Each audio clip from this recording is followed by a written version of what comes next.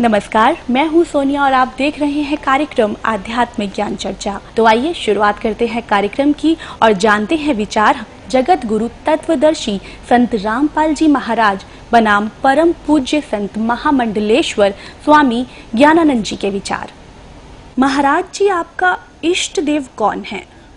श्री राधे। हमारे इष्ट अखिल कोटि ब्रह्मांड नायक जगत गुरु भगवान श्री कृष्ण हैं।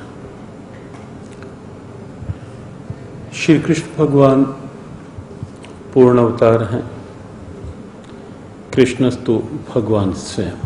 कृष्ण अपने आप में पूर्ण परमात्मा है, पूर्ण ब्रह्म है, स्वयं परमात्मा श्री कृष्ण हैं। महाराज जी, क्या श्री कृष्ण जी ही विष्णु भगवान का स्वरूप हैं? जहां तक बात है भगवान कृष्ण और विष्णु भगवान, विष्णु भगवान को जब हम नारायण के रूप में लेते हैं तो वहाँ भगवान कृष्ण नारायण के ही अवतार हैं। तो उस रूप में वहाँ एक रूपता है, वहाँ की भिन्नता कहीं भेद नहीं है। महाराज जी, ये भी आपसे जानना चाहेंगे कि समाधि अभ्यास यानी कि मेडिटेशन, राम, हरे कृष्ण, हरिओम आदि से मोक्ष संभव है या नहीं? परमात्मा का कोई भी नाम है, राम कहें, कृष्ण कहें, ओम कहें, कोई भी नाम है, वो निश्चित रूप से सक्षम है। नाम के माध्यम से समाधि और समाधि के माध्यम से मोक्ष। महाराज जी, आपसे जानना चाहते हैं कि क्या ब्रह्मा जी, विष्णु जी, महेश जी की जन्म और मृत्यु होती है? जन्म और मृत्यु शब्द तो नहीं लगा सकते उनके साथ, लेकिन ये निश्चित है कि कहीं न कहीं उनकी आयु सीमा है। जब हम त्रिदेव के रूप में उन्हें लेते हैं तो कहीं न कहीं एक आयु सीमा साथ साथ रहती है। ब्रह्मा जी भी हर सर्ग में, सृष्टि के हर उत्पत्ति में ब्रह्मा जी आते हैं, उत्पत्ति करते हैं, और हर प्रलय में फिर ये देव जो है ये इस विराट परमात्मा में लीन हो जाते हैं। तो इसलिए जन्म और मृत्यु शब्द नहीं, सर्ग और उसके पश्चात उस विराट परमात्मा में एक रूपता, लय होने की स्थिति, वो साथ साथ है। महाराज जी, हमने सुना है कि ब्रह्मा, विष्णु और महेश भी किसी और की साधना करते हैं। ब्रह्मा, विष्णु, महेश सृष्टि के उत्पत्ति करता या सीधे शब्द कहें कर्ता, भरता, हरता के रूप में वो हैं, और मूल क्योंकि परमात्मा है तो इसलिए ब्रह्मा, विष्णु और शिव भी उस भगवान की आराधना करते ही हैं। जी बिल्कुल। महाराज जी, आपसे यहाँ ये भी जानना चाहेंगे कि गीता जी का अध्याय 7 श्लोक 18 में गीता बोलने वाला भगवान अपनी साधना को अनुत्तम क्यों कह रहा है? गीता के 7वें अध्याय का 18वां श्लोक जो है, उसकी आप गहराई में देखेंगे तो एक बड़ी प्रेरणा है। भगवान 18वें श्लोक में कहते हैं, उदारा सर्वे वेते ज्ञानी त्वात्मविमतम आस्थिता सायुक्तात्मा मामेव अनुत्तमाम गतिम। तो यहाँ जो श्लोक है, भगवान कहते हैं सभी भक्त मेरे उदार हैं, सभी भक्त अच्छे हैं।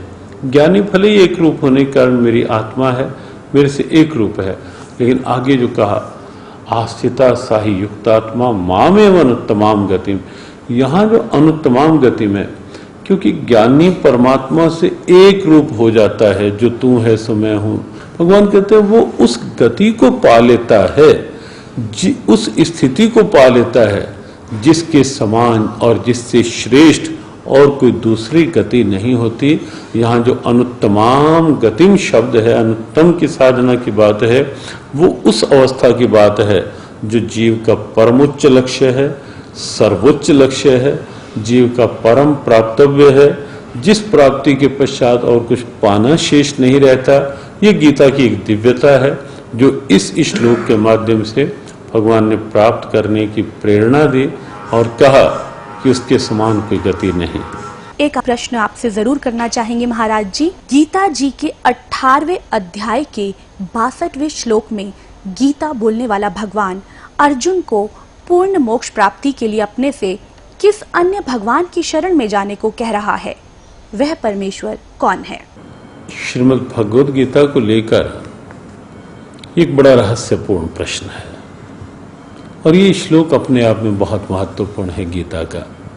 तमेव शरणम गच्छ सर्वभावेन भारत तत्प्रसादात् प्राम शांतिम स्थानम प्राप्स्यसि शाश्वतम। जिस 18वें अध्याय के 62वें श्लोक की चर्चा आपने की, वो चर्चा इसी श्लोक को लेकर, तम उस परमात्मा की शरण में तू जा, वहां से तुझे परम शांति और मोक्ष मिलेगा उसकी कृपा से। वस्तुतः कोई और परमात्मा नहीं है। हमने पूर्व में भी एक प्रश्न के उत्तर में कहा कि कृष्णस्तु भगवान स्वयं, कृष्ण अपने आप में पूर्ण परमात्मा है, पूर्ण ब्रह्म है। तो ये थे स्वामी ज्ञानानंद जी के विचार।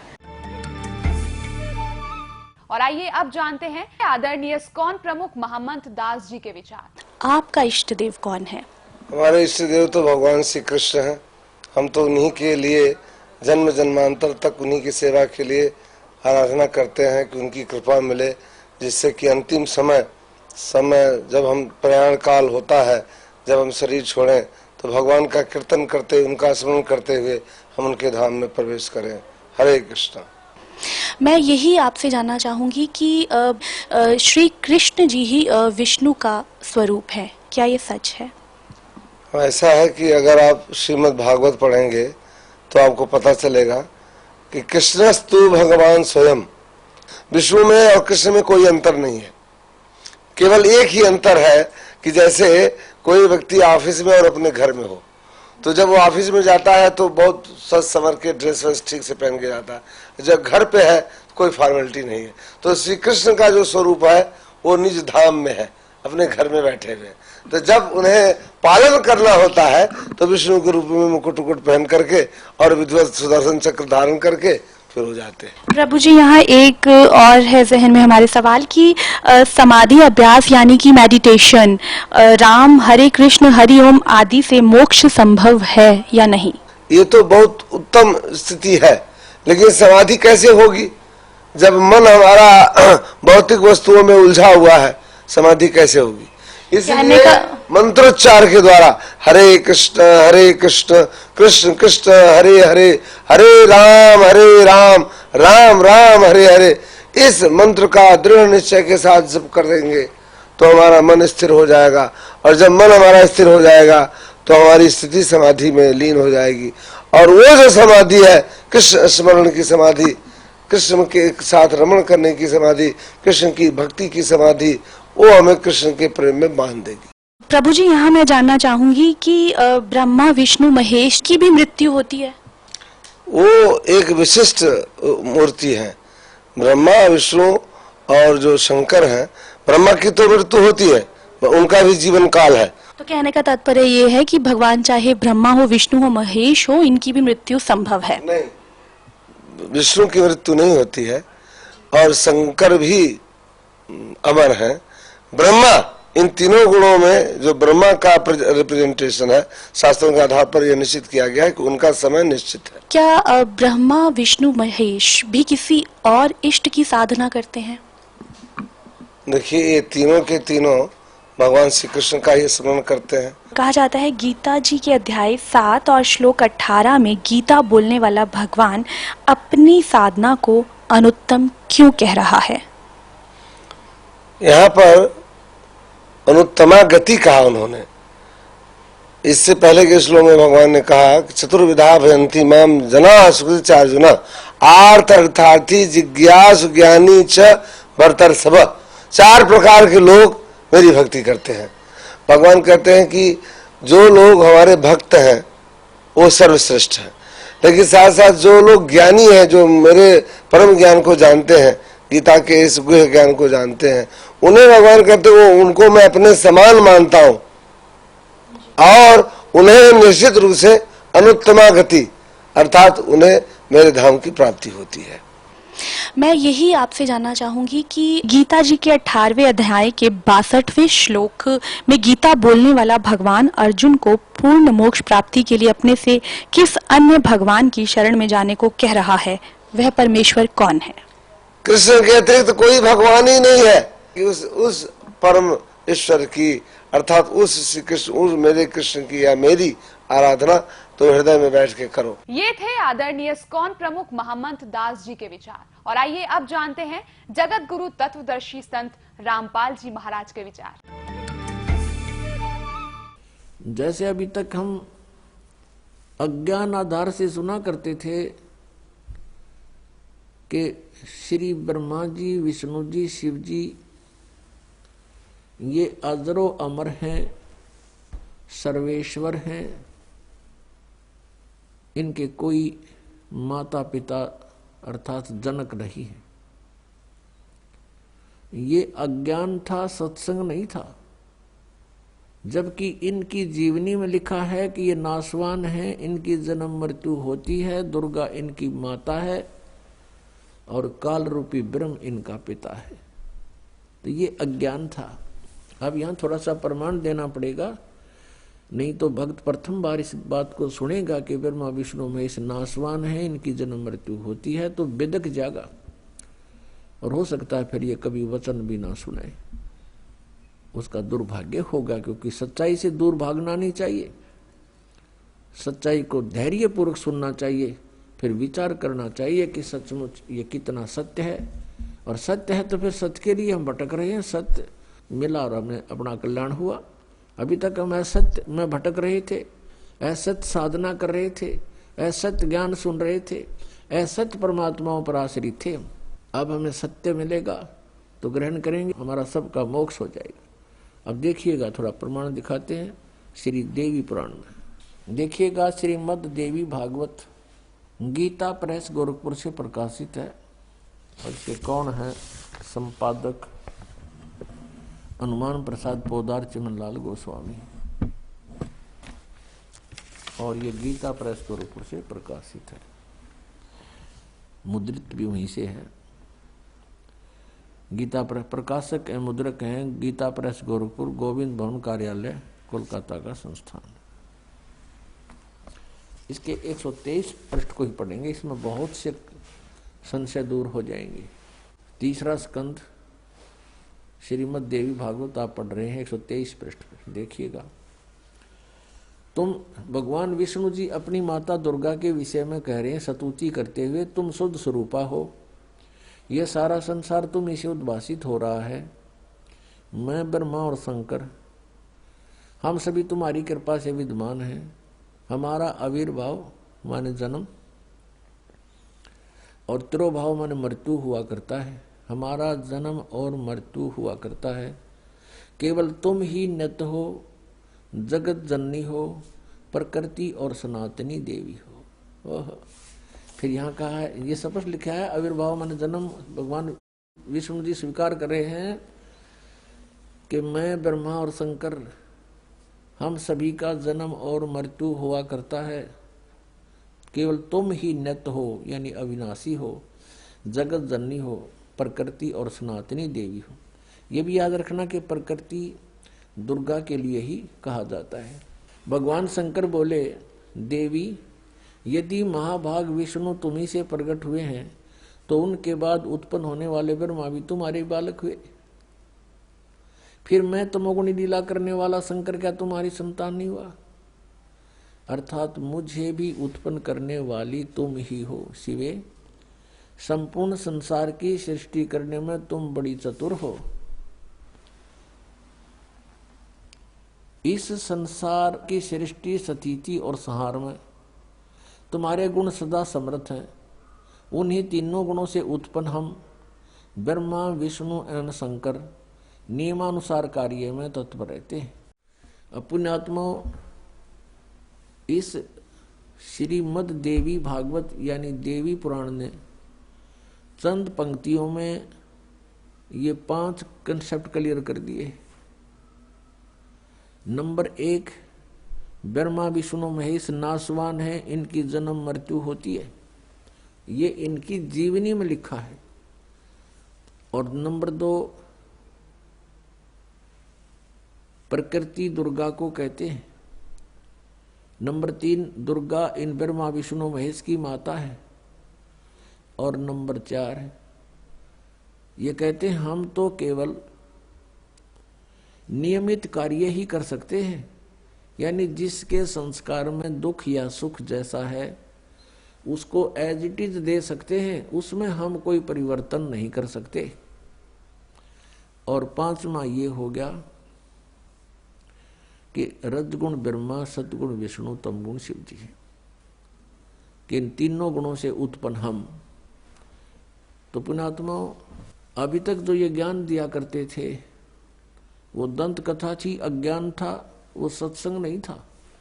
और आज तक पवित्र हिंदू धर्म के जो गुरु मार्गदर्शक माने जाते थे, ऋषि महर्षि मंडलेश्वर, वो अपने सदग्रंथों से भी परिचित नहीं थे। विचारणीय विषय है कि एक अध्यापक विद्यार्थियों को आउट ऑफ सिलेबस पढ़ाता है, पाठ्यक्रम से अलग ज्ञान देता है, वो उनका मित्र नहीं शत्रु है। तो आज तक जितने भी हमारे पवित्र हिंदू धर्म के जो मार्गदर्शक थे वे टीचर कहलाते थे, लेकिन वो टीचर नहीं थे, वो महाअज्ञानी थे। उन्होंने अपने सदग्रंथों को अर्थात पाठ्यक्रम की पुस्तकों को भी नहीं ढंग से पढ़ा, नहीं समझा, एक लोक वेद बना के पूरे मानव समाज को भ्रमित कर दिया। श्रीमद् भगवत गीता लगभग 5500 वर्ष पूर्व श्री वेद व्यास जी द्वारा लिपिबद्ध की गई थी और श्री कृष्ण जी के शरीर में प्रवेश करके ब्रह्म ने, सर्वपुरुष ने अर्थात काल भगवान ने यह बोली थी। इस दास को परमात्मा कबीर देव जी ने दिव्य दृष्टि दी, यानी ज्ञान दृष्टि दी। उसके बाद इसका यथार्थ अनुवाद हुआ। इससे पूर्व, इस दास से पूर्व जितने भी आज तक अनुवाद करता है गीता जी के, उन्होंने अर्थों के अनर्थ कर डाले। गीता जी के 16वें अध्याय के 23वें श्लोक में लिखा है कि शास्त्र विधि को त्याग कर जो मनमाना आचरण करते हैं उनकी न तो गति होती है, न कोई सुख प्राप्त होता है, न उनकी कोई सिद्धि प्राप्त होती है। यूजलेस। गीता जी अध्याय नंबर 16 के श्लोक 24 में तुरंत कहा है कि इससे तेरे लिए अर्जुन कर्तव्य और अकर्तव्य की व्यवस्था में सदग्रंथ ही प्रमाण है, नथिंग एल्स। किसी की दंत कथा पर मत विश्वास करना, जो अपने सदग्रंथों में लिखा है उसी में वे ऑफ वर्शिप सही है, फाइनल है।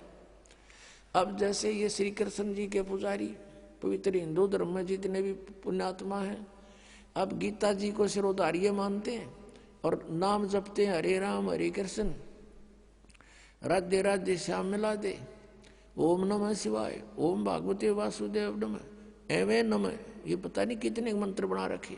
गीता जी में है कोई मंत्र ऐसा? गीता जी में फाइनल फैसला कर रखे है।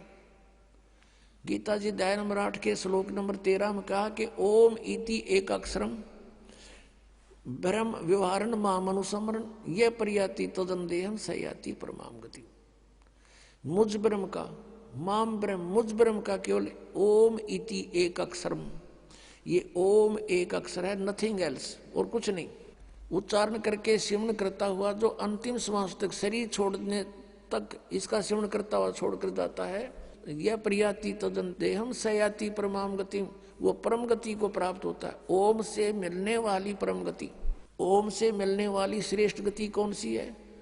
ब्रह्म लोक प्राप्ति, क्योंकि ओम ब्रह्म का मंत्र है। गीता जी अध्याय नंबर 7 के श्लोक नंबर 18 में गीता ज्ञानदाता ब्रह्म श्री कृष्ण जी में बोल रहा है। वो कह रहा है कि मेरी गति में ये उदार आत्मा है तो अच्छी, लेकिन ये मेरे वाली घटिया गति में ही आश्रित रहे। ओम से मिलने वाली जो सुविधा है, मोक्ष है, जितना कहते यो तो व्यर्थ है, घटिया है, अनुत्तम है। अनुत्तम क्यों है? क्योंकि गीता ज्ञानदाता स्वयं कह रहा है 4 अध्याय के 5वें और 9वें श्लोक में, 2 अध्याय के 12वें श्लोक में, 10वें अध्याय के 2 श्लोक में, अर्जुन तेरे और मेरे बहुत जन्म हो चुके हैं, तू नहीं जानता मैं जानता हूं। तो इससे सिद्ध है कि जन्म मृत्यु ब्रह्म की भी और पुजारी भी फिर जो दुखी जन्म और मृत्यु जैसा दुख नहीं पृथ्वी पर। इसलिए गीता ज्ञानदाता 18वें अध्याय के 62वें श्लोक में कहता है अर्जुन तू सर्वभाव से उस परमेश्वर की शरण में जा, उसकी कृपा से ही तू परम शांति को और सनातन परम धाम को प्राप्त होगा। अब पुण्यात्माओं 17वें अध्याय के 23वें श्लोक में गीता जी में स्पष्ट किया है कि उस सच्चिदानंद घन ब्रह्म की पूजा यानी तत्ब्रह्म उस परम अक्षर ब्रह्म की साधना का 3 मंत्र का जाप है, उसको प्राप्ति का ओम तत्सत, ओम ब्रह्म का सरपुरुष भी कहते हैं इस ब्रह्म को, और तत् अक्षर पुरुष का वो सांकेतिक है, और सत जो है परम अक्षर ब्रह्म का, इनकी मजदूरी करनी है। इन तीनों की साधना से ही परमात्मा प्राप्ति सतलोक प्राप्ति होगी। ओम और तत् सांकेतिक है, ये दोनों मिलकर 2 अक्षर का सतनाम बनता है। और तीसरा वो सार नाम है जो सत कहा है गीता जी अध्याय नंबर 17 के श्लोक 23 में। तो कहने का भाव ये है कि हम साधना करने का खूब कोशिश की हमने, अब पढ़े गीता और नाम ले हरे कृष्ण कृष्ण कृष्ण हरे हरे राधे राधे, कोई बात हुई या बालकों का खेल बना रखा हमने, भगवान की तरफ जरा भी ध्यान नहीं दिया। गीता जी में है कहीं ये मंत्र, फिर जाप किस लिए कर रहे हो? परमात्मा का विधान है ये। हमने गीता जी के अतिरिक्त वेदों के अतिरिक्त किसी की भी आदेश की पालना नहीं करनी है। यदि हम परमात्मा के विधान के विरुद्ध किसी की आज्ञा का पालन करके साधना करते हैं तो वो शास्त्र विधि को त्याग का मनमाना आचरण है। अब परमात्मा ने ये शब्द बोला कि 3 देव की जो करते भक्ति उनकी कदे ना हुआ मुक्ति, गुण तीनों की भक्ति में ये भूल पड़ो संसार, कह कबीर निज नाम बिना कैसे उतरे पार। परमात्मा को अशिक्षित कहा करते थे और सब वेदों और पुराणों का निष्कर्ष अपने अमृतवाणी में उन्होंने लिखा हुआ है। 3 गुण की भक्ति, रजगुण ब्रह्मा, सदगुण विष्णु, तम गुण शिव जी। अब ये बात सीधी समझ में ना आवे, इन पुराणों से आएगी, आपको दिखाते हैं। 3 देव की जो करते भक्ति उनकी कदे ना हो वह मुक्ति। 600 वर्ष पहले भगवान कह के गए कबीर जी, और आज हमारी गीता जी बता रही है ये कि इन 3 देवताओं की भक्ति किस टाइप के आदमी करते हैं। देखो पहले ये सिद्ध करते हैं गुण किसे कहते हैं। ये मार्कंडेय पुराण है, संक्षिप्त मार्कंडेय पुराण, गीता प्रेस गोरखपुर से प्रकाशित है। इसके भी 123 पृष्ठ पर आपको दिखाते हैं, ये 122 पृष्ठ है संक्षिप्त मार्कंडेय पुराण। यहाँ से प्रारंभ है, मार्कंडेय ऋषि बोले मुने, ये इन्हीं का प्रकरण चलता रहा। यहाँ आ जाते हैं हम 123 पृष्ठ पे। इस तरह स्वयंभू परमपिता परमात्मा की 3 अवस्थाएं हैं, रजोगुण प्रधान ब्रह्मा, तमोगुण प्रधान रुद्र और सतोगुण प्रधान विश्वपालक विष्णु है। ये ही 3 देवता हैं और ये ही 3 गुण हैं। गुण तीनों की भक्ति में ये भूल पड़ो संसार, कहे कबीर निज नाम बिना कैसे उतरे पार। यही 3 देवता हैं, यही 3 गुण हैं। कंसेप्ट क्लियर हुआ, फिर भी और कंसेप्ट क्लियर करते हैं। एक संस्कृत सहित है श्रीमद देवी भागवत, अथ देवी भागवतम सभाष्टिकम सहमात्यम, खेमरा श्री कृष्ण दास प्रकाशन बंबई। इसके हम 3रे स्कंद में आते हैं। अथ श्रीमद देवी भागवते भाषा टीका युक्ते 3य स्कंद प्रारंभते। अब इसके 11 पृष्ठ पर आते हैं और 3रा स्कंद अध्याय 5। यहाँ देखना, ये 7वां श्लोक समाप्त हुआ, 8वां प्रारंभ होता। हे माते, यदि हमारे ऊपर सदा आप दया युक्त हो तो हमको तमोगुण में किस प्रकार प्रदान किया है, ब्रह्मा रजोगुण और हरि सतोगुण युक्त क्यों किए हैं। अब संस्कृत और पढ़ाएंगे, देखियो। ये 7वां समाप्त हुआ, 8वां प्रारंभ होता है।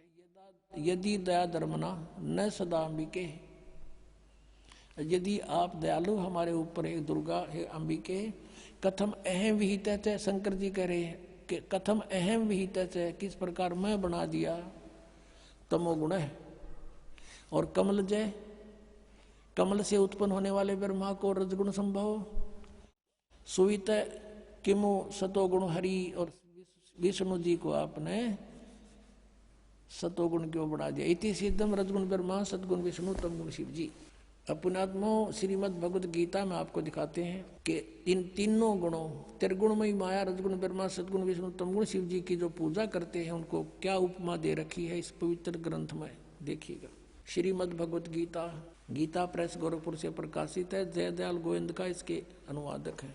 अब ये 7वां अध्याय है। इसमें गीता ज्ञानदाता कहता है कि पार्थ, अनन्य प्रेम से मुझ में आसक्तित मेरे प्राण होकर योग में लगा हुआ जिस प्रकार से संपूर्ण विभूति बल ऐश्वर्य युक्त गुणों युक्त सबके आत्म रूप समग्र यानी पूर्ण रूप से मुझको संशय रहित जानेगा, उसको सुन। इतने सा ज्ञान सुना दूंगा जो तू मुझे अच्छी तरह समझ जा, मैं क्या हूँ, मेरी क्या स्थिति है।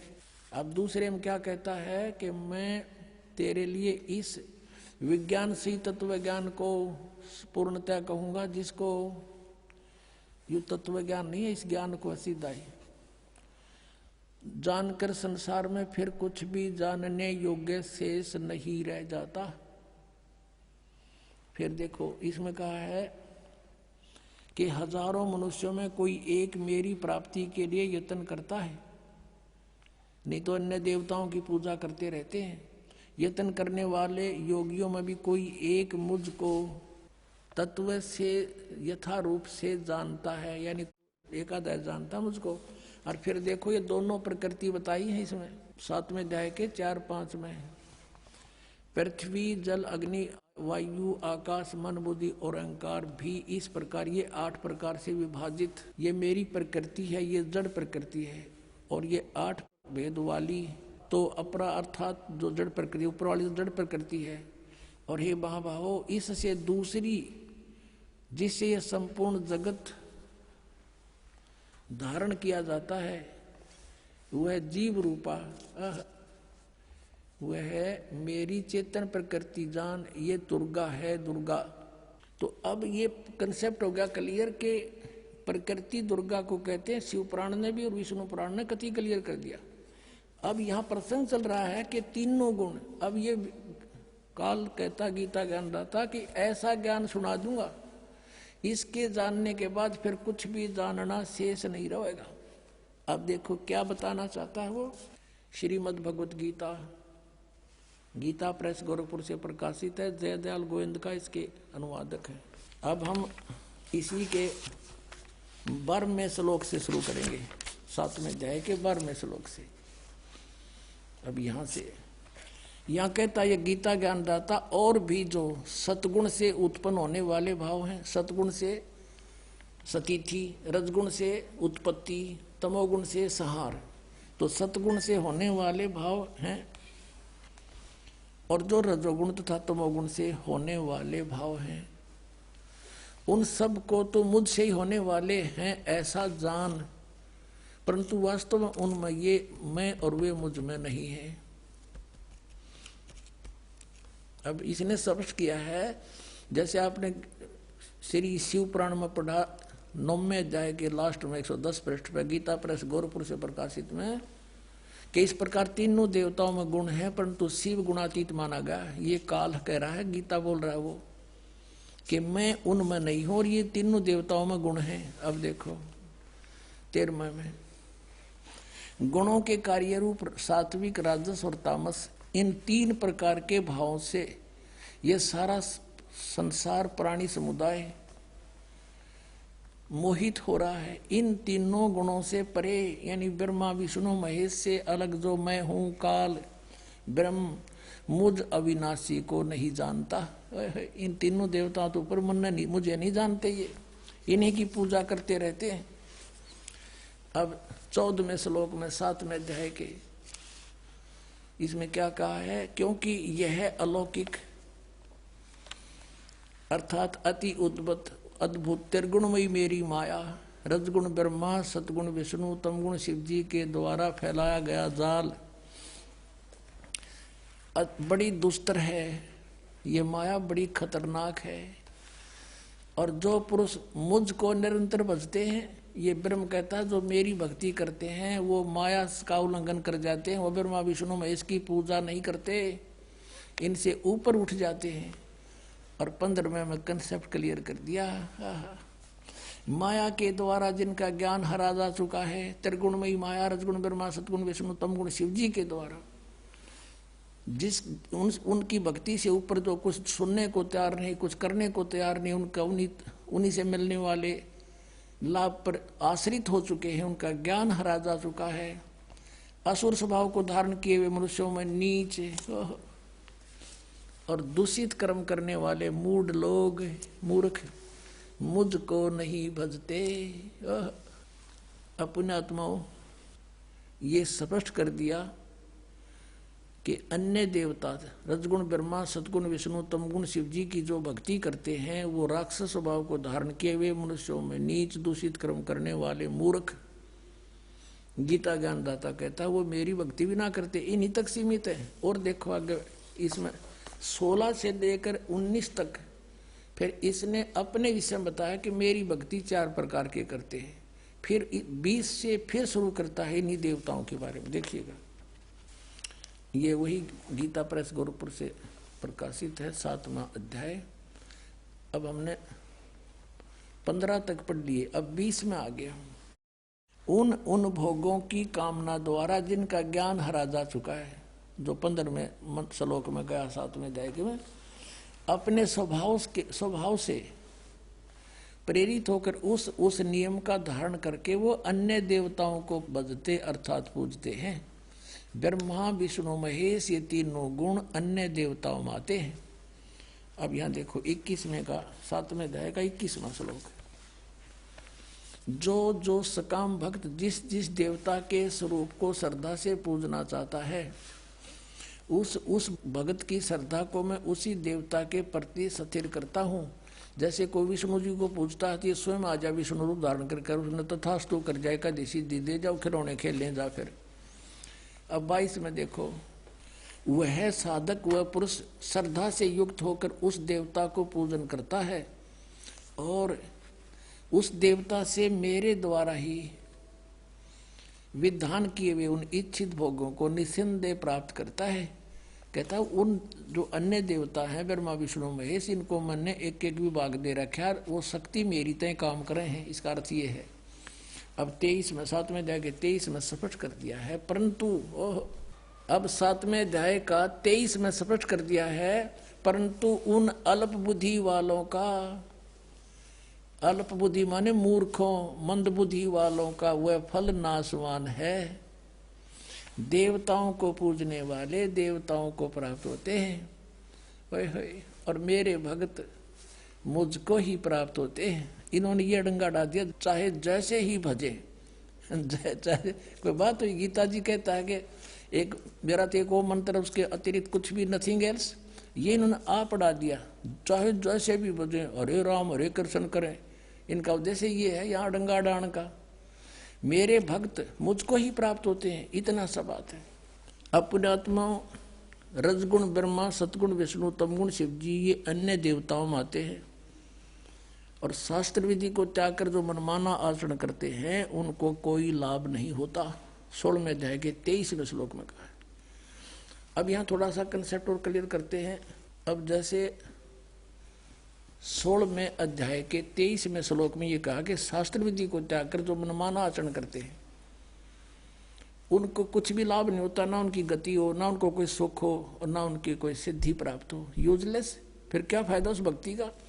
और देखिएगा इन तीनों देवताओं की भक्ति भी शास्त्र विधि त्याग का मनमाना आचरण है। ये देखिएगा, यही गीता प्रेस गोरखपुर से प्रकाशित है। 16वें अध्याय का 23वां श्लोक दिखाते हैं। ये 16वां अध्याय और इसका 23वां श्लोक यहाँ पर है। जो शास्त्र विधि को त्याग कर अपनी इच्छा से मनमाना आचरण करते हैं वह न सिद्धि को प्राप्त होता है, न परम गति को, और न सुख को ही। यूजलेस। अब यहाँ 24वें श्लोक में 16वें अध्याय में कहा है, इससे तेरे लिए कर्तव्य और अकर्तव्य की व्यवस्था में शास्त्र ही प्रमाण है। यानी जो सदग्रंथों में विधि लिखी वही करना, और किसी की दंत कथा से हरे राम कृष्ण कृष्ण राधे राधे ये नहीं करना। ऐसा जानकर शास्त्र विधि से नियत कर्म करने योग्य हैं, और यानी शास्त्र के अंदर जो वर्णन है वही करना। अब देखो अपने आत्माओं 17वें अध्याय में अर्जुन ने पूछा कि भगवान, जो शास्त्र विधि त्याग का जो मनमाना आचरण करते हैं वो कैसे स्वभाव के होते हैं। देखिएगा अब शपथ 10वां अध्याय, अब 16 में जाके 23-24 अंतिम मंत्र हैं, उनमें बता के शास्त्र विधि त्याग का मनमाना जो आचरण करते हैं उनको कुछ भी लाभ नहीं हो। तो अर्जुन ने पूछा, क्योंकि अर्जुन उसको कृष्ण मान रहा है, श्री कृष्ण में बोल रहा था वो ब्रह्म, हे कृष्ण, जो मनुष्य शास्त्र विधि को त्याग करे और श्रद्धा से युक्त देव आदि का पूजन करते हैं। अब जो के जो शास्त्रीय विधि त्याग कभी कुछ जिसकी जो पूजा करते हैं उनकी स्थिति कौन सी है, सात्विक है अथवा राजसी या तामसी। अब यहाँ उत्तर देता है गीता ज्ञानदाता दूसरे श्लोक में 17वें अध्याय के में, मनुष्यों की वह शास्त्रीय संस्कारों से रहित केवल स्वभाव से उत्पन्न श्रद्धा, शास्त्रों से हटकर मनमानी जो श्रद्धा है वह सात्विक, राजसी और तामसी ये 3 प्रकार की होती है, उसको मुझसे सुन। अब ये दास आपको इसमें तो आपका समझ में आओ नहीं, क्योंकि ये तो पढ़ते हैं आपने 5500 वर्ष हो गए, ये समझ में आओ तो फिर बात तय की थी। अब दास बताओगा इसमें क्या है कि शास्त्र विधि त्याग का मनमान आचरण तो कंडम बता दिया, यूजलेस। फिर भी पूछा कि वो करे हैं, वो होश है किसी स्वभाव के जो देवताओं की पूजा करते हैं ना, शास्त्र विधि त्याग कर डोहे तो वो डरे हैं, लेकिन वो अच्छी आत्मा होती है जो देवताओं तक सीमित है और बकवाद नहीं करते। वो अन्य देवताओं की पूजा करते हैं, कोई विष्णु की, कोई शिव की, है इनकी ब्रह्मगते करते नहीं, या कोई और देवी देवी की, जैसे कोई तो कांगड़ा वाले की तो फलाने वाली की, कहते है तो यूजलेस, पर इनका स्वभाव है अच्छी आत्मा तो देवताओं की पूजा करते हैं। और जो दूसरे हैं वो जंतर मंत्र करने वाले, ये भूत प्रेत की झाड़े ढूढ़े लानी है, ये तामसी वृत्ति के लोग होते हैं। ये बकवादी भैरव भूत ने पूजे हैं, दारू पीऊँ और मांस खाऊँ का वो भैरव बोलूँ हूँ, जो बोतल चढ़ा दो, पीऊँ बोतल खाओ, मांस निकम्मे उन्होंने बर्बाद करे। कहने का भाव ये है कि हैं तो ये शास्त्र विधि त्याग का मनमान आचरण यूजलेस, पर इनका स्वभाव अलग अलग होता है, क्योंकि इनको ज्ञान नहीं होता, तत्वदर्शी संत नहीं मिलता, तब तक ये रास्ता बदल नहीं सकते। फिर बताया कि जो देवताओं की पूजा करते हैं शास्त्र विधि त्याग के, है तो यूजलेस, लेकिन वो सात्विक व्यक्ति के होते, अच्छी आत्मा होती है। और जब उनको जो है ज्ञान हो जाएगा तब वो अपना रास्ता चेंज कर सकते हैं, और जो तामसी व्यक्ति के हैं वो नहीं जल्दी से समझते। अब यहाँ गीता जी अध्याय नंबर 7 के श्लोक नंबर 12 से 15 में क्या कहा है, तीनों गुणों के पुजारी, अन्य देवता में आते तीनों गुण, रजगुण ब्रह्मा, सतगुण विष्णु, तम गुण शिव जी। राक्षस स्वभाव को धारण किए मनुष्यों में नीच दूषित कर्म करने वाले गीता ज्ञानदाता कहता मुझे भी ना बजते ये। और फिर कहता मेरी भक्ति 4 प्रकार के करते हैं, आरथ, अर्थार्थी, जिज्ञासु और ज्ञानी। परमेश्वर कबीर जी ने कहा था, गुण तीनों की भक्ति में ये भूल पड़ो संसारे, कहे कबीर निज नाम बिना कैसे उतरो पार। निज नाम ये सतनाम है 2 अक्षर का, और सार नाम वो अलग है, आदि नाम जिसे कहते हैं। 3 देव की जो करते भक्ति, उनकी कदे ना हो वह मुक्ति। और वो हमारी गीता जी कह रही है कि शास्त्र विधि को त्याग कर जो मनमान आचरण करते हैं यूजलेस, ना उनकी परम गति हो, ना उनको सिद्धि प्राप्ति हो, ना कोई सुख हो, फिर किस लिए डलेड हो रहे हो। अब इनको राक्षस स्वभाव को धारण किया हुआ मनुष्यों में नीच कैसे कहा, मूर्ख है। जैसे तमगुण शिव की भक्ति की थी रावण ने, कैसा जुल्म किया, एक पराई स्त्री को उठा लिया और फिर कैसा जुल्म करना चाहा, शराब पीवे, मांस खावे, राक्षस कहलाया। और फिर एक भस्मागिरी नाम का तपस्वी था, श्री शिव का पुजारी, तमोगुण शंकर का पुजारी, उसी के द्वार के सामने, गेट के सामने ऊपर ने सिर नीचे न पैर करके सिरासन पर 12 वर्ष तक खड़ा रहा। और भगवान एक दिन पार्वती ने कहा कि हे भगवान, आप तो महेश्वर हो, आप क्या नहीं कर सकते, आपका बच्चा क्या मांगता है, इसको दे दो वरदान जो मांगता है। इस बात से भगवान शिव ने कहा कि बोल भाई क्या मांगता है बता दे। उसने भस्मागिरी ने कहा कि ऐसे नहीं भगवान, वचनबद्ध हो जाओ।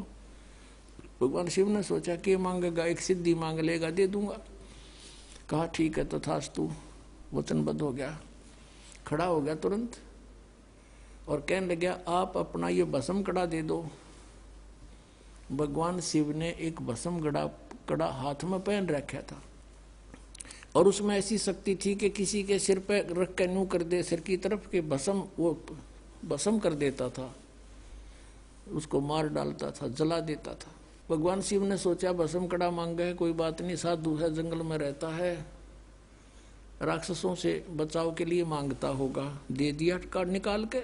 और ज्यों ही उसके हाथ में वो कड़ा आया, वो तमोगुण पुजारी उसी समय आंख बदल गया और कहने लगा शिव जी होले होशियार, अब यह तेरी साथ से तुझे मारूंगा, पार्वती को पत्नी बनाऊंगा मैं, इसी उद्देश्य से ये भक्ति कर रहा था तेरी। देखो हम शिव जी ने अंतर्यामी कहा करते, अजरो अमर अविनाशी कहा करते थे और इस डर से भगवान शिव भाग लिए। आगे आगे भगवान, पाछे पाछे पुजारी, जा खखाट उठा। यदि ये अविनाशी होते तो हमारी बुद्धि वहां भी काम नहीं करी कदे भाई कि भगवान बाजे क्यों, तो ये कह दिया करते हमने मूर्ख पुराण खाते तो लीला करे थे, यह टट्टू लीला थी, सांस चढ़ रहे। वाह भाई वाह। अब इनकी रक्षा भी परमात्मा ही करते। वहां आगे पार्वती रूप बना के परमेश्वर कहते हैं, करे करावे साइया मन में लहर उठा, दादू सिर दर्जीब के वो आप बगल हो जा। तो वहां आके उस भस्मागिरी पाछे पाछे भाग्या जाता, वहां खड़े हो गए पार्वती रूप में और कहा आ जाओ पुजारी जी, कहाँ जा रहे हो। उसने देखा, कहा पार्वती आली। वो खड़ा हो गया और कहा पार्वती रूप में भगवान ने कि अब वो तेरे निकट थोड़ा ही आ सकता है, आपके पास तो कड़ा है ना। कहा बिल्कुल ठीक है, आओ यहाँ कुछ देर बातें करेंगे। और फिर पार्वती रूप में प्रभु ने कहा कि मुझे डांस करके दिखा दे ताकि मैं प्रसन्न हो तेरे ते। वो कहने लगा मैं तो तपस्वी आदमी, कदे डांस करा नहीं, कैसे करूं, अक मैं बताती हूँ। इस हाथ को ऐसे कर, इस टांग को ऐसे कर, इसको ऐसे कर, इसको और ऊपर कर। जिस हाथ में कड़ा था सिर पर करवा लिया उससे कर, फिर कह दिया भस्म, और भस्मागिरी मर गया। अब वो कड़ा लेकर विष्णु रूप धारण करके परमात्मा वहां पहुंचे शिव जी के सामने जहां वो भागे जा रहे थे। और भगवान विष्णु जी को देख कर कहने लगा, भागा विष्णु भागा। और क्या हो गया कि भस्म कड़ा ले लिया, भस्मागिरी ने मेरे साथ धोखा करके, वो मारेगा। तो भगवान ने कहा कि ये ले कड़ा तेरा, ये मेरे पास है। अक नहीं नहीं वही है, कहा वही है ये ना दच्ची, अक सचमुच मैंने ऐसे ऐसे पार्वती रूप बना करके वहां पहुंचा, उसको सारी समझाई। जब उसका दिल डटा, उसकी राख देख ली, भगवान शिव ने जब उसकी भस्मागिरी की राख देख ली ना जड़े हुए की, जब तसल्ली हुई अपने आत्मा। उसके बाद वो भस्मागिरी भस्मासुर कहलाया, भस्मा राक्षस। अब तमोगुण के उपासक राक्षस कहलाए, होए दूषित कर्म करने वाले भगवान रूप में पूजे और उसकी पत्नी पर नीच डगारा दुष्ट इंसान। इससे गंदा इंसान कौन होगा पृथ्वी पे। राक्षस स्वभाव को धारण किए मनुष्यों में नीच दूषित कर्म करने वाले मूर्ख, कुछ भी ना सोची दुष्ट ने। और फिर कहते हैं रजोगुण का उपासक था ब्रह्मा जी का कौन, हिरण्यकशिपु। भगत बनकर श्रद्धा से खूब तपस्या करी, वर मांग लिए, सुबह मरू ना शाम मरू, रात मरू ना दिन मरू, फलाण मरू ना धकड़ मरू। कह दिया तथास्तु। फिर उसने सोची हल्दी की गांठ मिल गई, तू पंसारी हो गया, भगवान बन गया। सब ने नो कह मेरा नाम लो, विष्णु का नाम मत ले लियो, अपना नाम जपावे, हिरण्यकशिपु करो। अरे मूर्ख। अब भगवान ने उसके घर में भेज दिया खम्ब प्रहलाद, और वो नो कह नहीं पिताजी, हिरण्यकशिपु भी कोई मंत्र होता है, भगवान के नाम से लाभ होगा। पिता पुत्र क्या झगड़ा हो गया इससे बात पे। और ऐसे जुल्म किए उस पुण्यात्मा के साथ, उस राक्षस स्वभाव को धारण किए हुए मनुष्यों में नीच दूषित कर्म करने वाले मूर्ख हिरण्यकशिपु ने, ब्रह्मा रजगुण के उपासक ने। अब यहाँ कहते हैं, अब क्या बताते हैं, सूक्ष्म वेद में कहा परमात्मा ने कि हिरण्यकुश छाती तोड़वाई और ब्राह्मण बाणा और कर्म कसाई। वो तो ब्राह्मण भगत को आवे हैं, भगत का तो बाणा उसका है, और कर्म इसे कसाई कैसे अपने मासूम बच्चे को मारने के लिए ना जाने कितने ओछे हथकंडे अपनाए। हिरण्यकशिपु छाती तोड़वाई और ब्राह्मण बाणा कर्म कसाई, रजोगुण का उपासक था, राक्षस कहलाया हिरण्यकशिपु। अब एक बार हरिद्वार के अंदर अर्की पैड़ी पे कुंभ के मेले का सूत सज गया।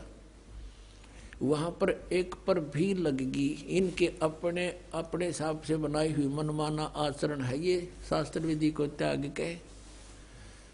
और उसमें क्या करते हैं, जब जहां किसी पर कुंभ के मेले की पर भी लगती है, ये सभी स्नान करने जाते हैं और ये मानते हैं ये खुद कि वहां नहाने से बेड़ा पार हो जाएगा। उनका बेड़ा पार तो यानी बेड़ा गर्क जरूर हो गया। अब सुनाता हूं। अब ये वहां कुंभ के मेले पर स्नान करने जब जाते हैं तो अपने अपने ग्रुप में इकट्ठे हो जाते हैं। गिरी अलग, पुरी अलग, सन्यासी न्यारे, नागा अलग, नाथ न्यारे, कनपाड़े न्यारे, बिना कनपाड़े अलग से, और वैष्णो के उपासक वो वैष्णो न्यारे, विष्णु के उपासक, तमोगुण सतोगुण के उपासक। तो वहां सब अपने अपने ग्रुप में इकट्ठे हो जाते हैं। जब स्नान का समय आता है सभी प्रस्थान कर देते हैं अपने मुखिया के पीछे पीछे। तो सबसे पहले नागा चले गए, पहुंच गए अर्की पैड़ी पे ऊपर भी कल्याण करवाने के लिए, नहाने के लिए।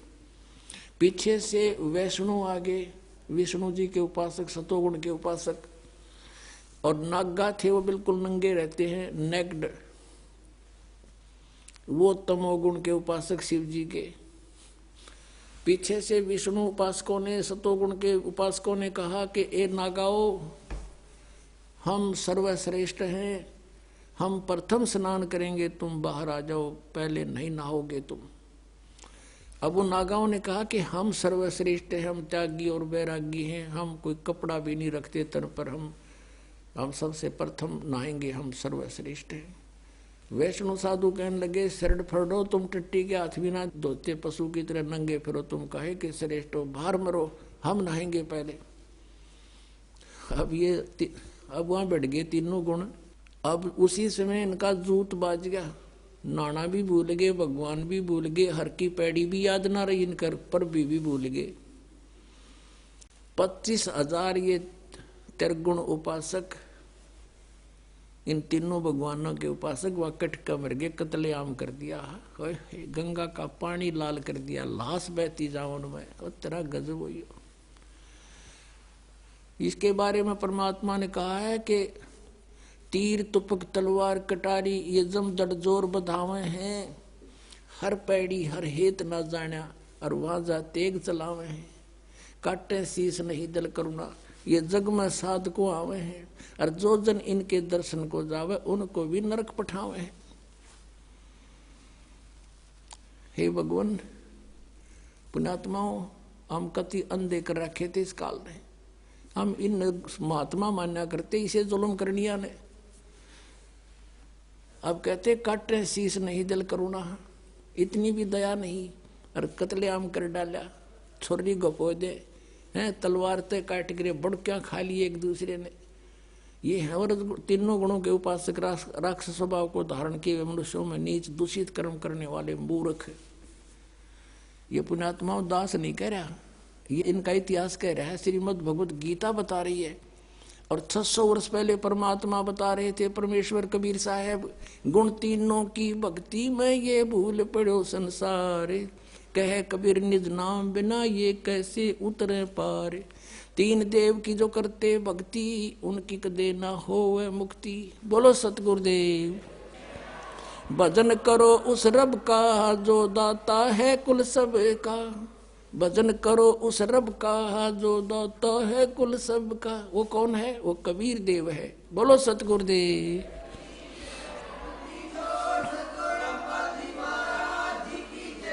सत साहिब